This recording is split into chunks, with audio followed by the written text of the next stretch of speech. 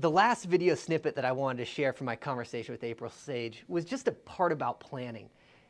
When she talked about the transition from, when you're living totally independent to a community-based organization all the way up to where you're getting some care, she really was passionate about the idea of starting the planning process early.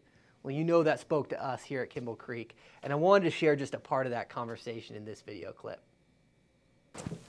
As we were talking just a minute ago, and the camera should have been rolling, but as we were talking a minute ago, April was talking about kind of her role coming in as a neutral third party.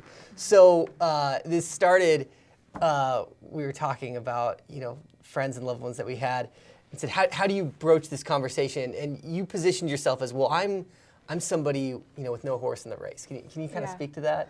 Well, I'm an unbiased third party. Yeah. It doesn't benefit me. I'm not the child, and I'm not telling my loved one what to do. Which oftentimes that role reversal can be quite offensive. Uh-huh. I'm your mother. I wiped that bottom. I've gotten through, X amount of years through this life. I think I know what I'm doing. But I like to position it this way, in the event that something tragic or unforeseen happens, and none of us have control over that, what do you want?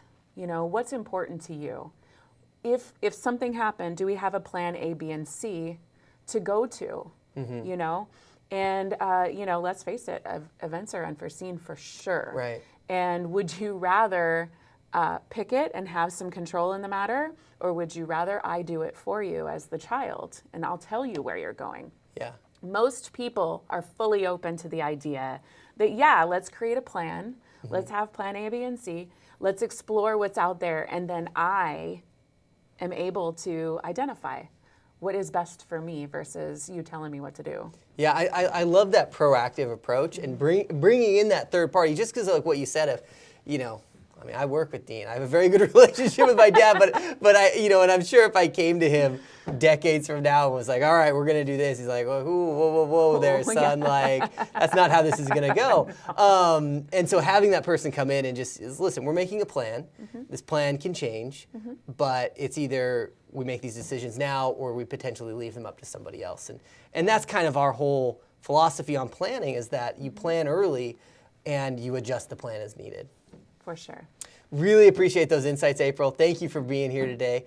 I hope you have found this of value, and if you have questions, please reach out. Thank you.